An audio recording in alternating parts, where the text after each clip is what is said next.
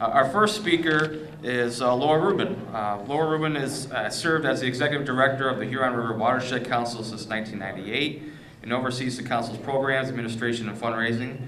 She also serves as the Council's spokesperson on local, regional, and state committees and boards and works with the Board of Directors and sets goals and policies for the organization to meet strategic plans. Through hands-on education, advocacy, research, and technical assistance, the Council seeks to inspire attitudes, behaviors, and economies that foster around stewardship of local natural resources. So with that, I'll introduce Laura.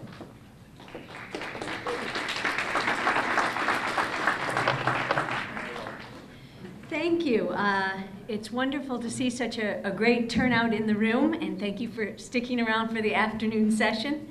I was asked to come and talk about some of the impacts of a changing climate on natural resources and agriculture. My expertise leans a little bit more towards natural resources, so you'll get that. But I also know that throughout some of the morning speakers, you've heard a lot about some of the impacts. So I'll spend a little bit of time reviewing some sort of case studies and what we've seen. But then also in our watershed, we've been working with communities across different sectors for the last year, looking at different climate scenarios and how we can make our communities more climate resilient. And while I feel like we've only been taking some baby steps, I'd like to give you some examples of what we've been doing. I think one of the things that's hard is we can all feel overwhelmed by some of the scenarios that we're seeing, and when we see John's wonderful visualization that the state of Michigan is going to be in Missouri, sometimes we look at that and think, oh my God, what do we even begin to do? And so I'd like to give you just a couple of examples there. Most of this has been talked about already, but I think it's important to try to get on the same page in terms of what we're talking about in terms of climate, because there are a lot of different terms out there. In terms of my work with watersheds and rivers and a natural environment, the local climate shapes the environment considerably. And a lot of people have said to me, why would a watershed council be working on these issues? And we found that in the last, in particular, 2 to 4 years, our stakeholders, whether that's our local governments, our businesses, our individuals, were coming to us with questions that had more to do with the natural and built environment and issues they were facing. Issues where they were coming to us, a lot of our people who deal with stormwater infrastructure and wastewater infrastructure, and saying, we are seeing storms like we've never seen before, and should we be changing our design standards? Should we be changing the sizing of our pipes? Because last year I was able to say, oh, that year was an anomaly. And then the next year, that year's an anomaly. But at what point do I need to start looking ahead and changing these? Or we had our natural resources managers coming to us and saying, you know, we now have added emphasis on protecting floodplains and wetlands that we might not have had before in terms of storage capacity. How can you help us get the data towards dealing with that? So planning commissioners talking about ordinances. And so we just had more of our stakeholders coming with some of these questions of adaptation, and we felt a responsibility that collectively we were a good facilitator to bring some of these sectors together. So here are some examples. I know that Joe has already brought up Duluth, but again, 10 inches of rain fell over a 24-hour period up there. We've seen a lot of the pictures there, but again, major infrastructure. We haven't had this severity in our watershed, but you know, I did draw some of the pictures from Monroe County. What that means to us again is not only in terms of road flooding, but I know a lot of our communities deal with a lot of basement flooding, footing drain disconnects, usually translates into drinking water and water quality issues, sewage overflows. All of these issues get exacerbated. Another issue that we deal with, and specifically for us, this has come up, the example in the village of Dexter for us, with wastewater treatment plants, and I hear this a lot from the DEQ regulators, in that wastewater treatment plants are investing a lot of money, communities are investing a lot of money to upgrade their wastewater treatment plants to accommodate overflows. And Dexter, you can see here, invested, I think, twice millions of dollars in terms of adding overflow storage to the facility. And the year after this was built, there was a 25-year event and a 100-year event, both of them exceeding the overflow basin capacity and flooding into the wetlands and floodplains. So even when we're looking ahead and making investments in our infrastructure, we're grossly underestimating the size of those storms. And so, you know, this again drives, so what kinds of future projections should we be looking at? Other examples, the city of Ann Arbor is just wrapping up an urban forestry management plan where they were able to use aerial photography and estimate what tree canopy they had. This helps in terms of stormwater management and the heat island effects. They have a goal to raise urban tree canopy, and they came to us and said, well, if we're going to be in Missouri type of habitats, what kinds of trees should we be planting? What kinds of species should we be planting? You know, we've traditionally done sugar maples, very fast growing. What's going to happen, like right now, when our soils are really saturated, and we're seeing, at least in the last week, a lot of trees falling over because the root system's so saturated and they can't hold themselves up. So another example where communities, our stakeholders, wanted some projections, some answers. In talking to DEQ, the head of the Water Bureau, just a couple weeks ago, Bill Creel, dredging permits, another thing that we really hadn't thought about here. Last year at this time, the DEQ had, I think he told me, about 40 permits that they were reviewing. To date this year, they're looking at 252 recreational dredging permits. Going deeper, now this was 3 weeks ago, it was also before all this rain, but again, going deeper than before, we're looking at sediments that are really from the 30s and 40s. A lot of these implications, what do we do here? How do we fund this? But then what should we be doing with them? So this is sort of the general, what some of the climate trends are that we expect to see in Southeast Michigan and our watersheds. We sort of take this as a premise in working with our sectors. In our watershed, we broke it down into sort of 3 sectors that were mainly very affected by a changing climate. Water infrastructure, which included our utilities, our wastewater treatment facilities, our stormwater managers.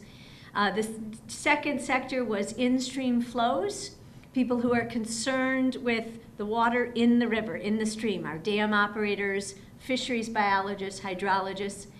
And the third sector was our natural infrastructure. So this was up on the landscape. These are people who are preserving land, restoring land, buying land.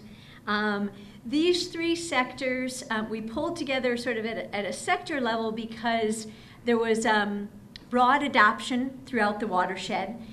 We felt that when we had these sectors, we had representatives from across the communities who wanted to take leadership on these roles. We initially met a year ago, and we also had the help, I think my next slide, yes, here is, was mentioned earlier, there's a wonderful resource through MSU and the University of Michigan called GLISA. NOAA has these laboratories that are regional, that are called RISAs. In the Great Lakes, it's a GLISA.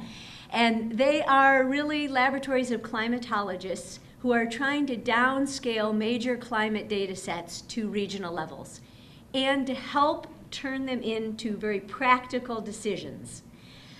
Where GLISA has been very helpful to us is it's not just scientists saying, here's the data, it's going to get warmer and wetter and walking away. GLISA scientists were able to come to all of our sector meetings and really try to work with the practitioners and say, what kinds of models are you currently using? What are your decision matrix? And what kind of data is helpful? How is it best presented? How can we present it? And so I have a couple resources up here. They were able to develop different climates for us, different technical reports, and even reports, as you can see, for each sector for our region. So the sectors met 6 times over the last year, and I'm going to just quickly sort of walk you through what each sector defined as some of their own priorities. I'm going to start with the water infrastructure sector, and they were looking a lot at precipitation data. And a lot of, I'll go through some of this. Here we have in terms of how rain data and the rainfall frequency curves are set. And their goal was to improve the accuracy of the rainfall frequency curves. And it happened that the rainfall frequency curves were up for review last fall. And so the committee took it upon themselves to try to influence that process and also to develop a series of no-regret actions. And I will go a little bit more into what that is. The rainfall frequency recommendations are up here, but what the group found, a couple things that they really weighed in on, but one was there's no forward projections. It's all looking at historical data. So they were trying to, A, gather the most recent historical data to be used, but also they were looking at how the data is aggregated and how there are different sectors and how some local data might be able to better influence the decisions for the future. No regrets actions are actions that the community can take that regardless of worst case scenario or best case scenario with the changing climates, the community wouldn't regret having taken that action.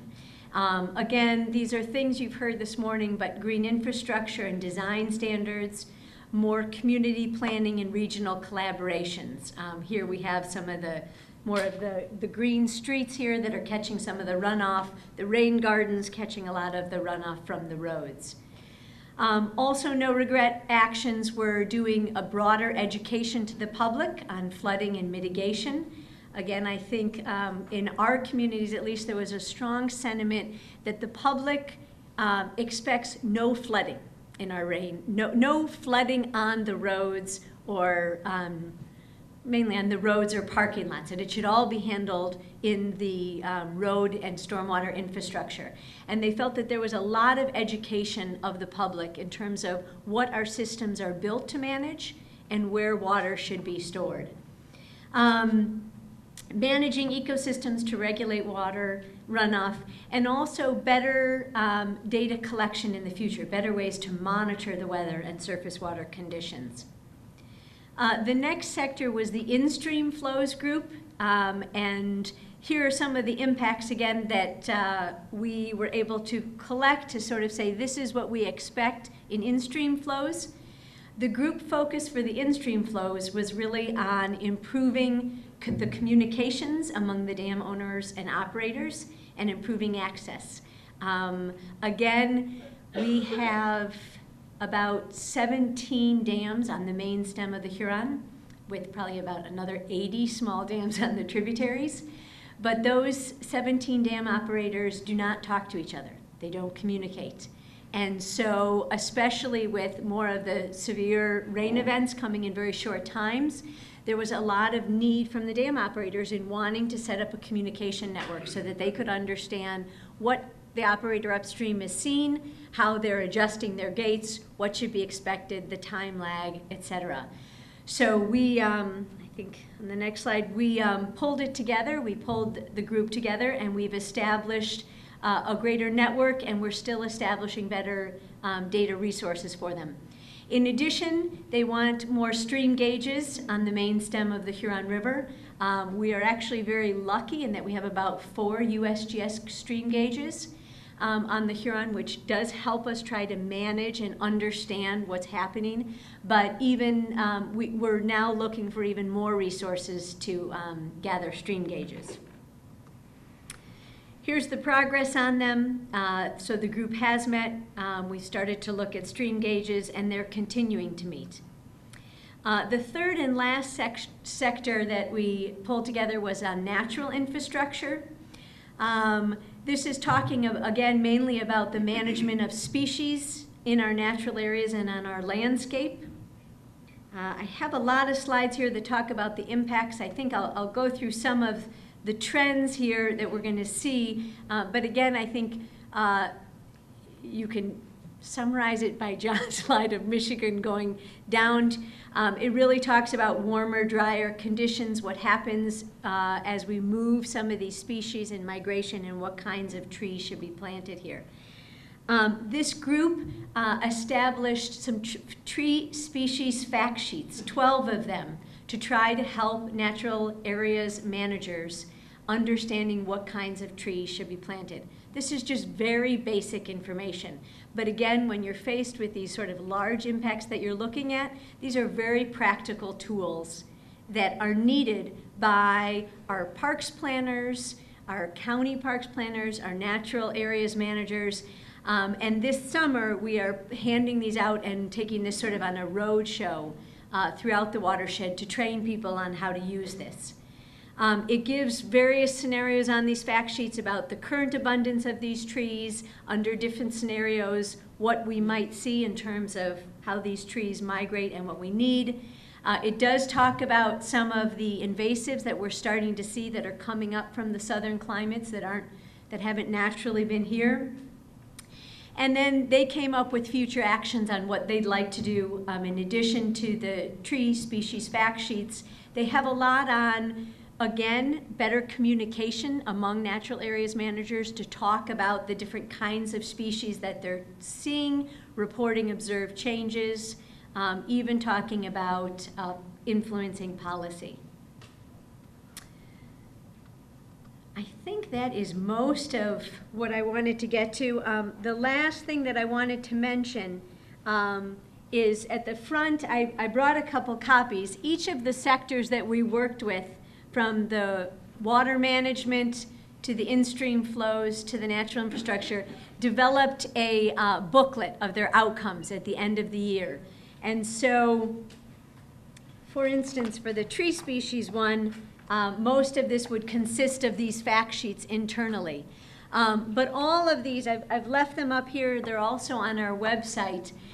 It's a compilation of really the first year of their efforts of trying to make some progress on this. On the one hand, when you look at sort of the tasks that they've undertaken in terms of a tree species fact sheet, or trying to influence the rainfall frequency curves, or setting up a communication among dam operators, that's really just a baby step.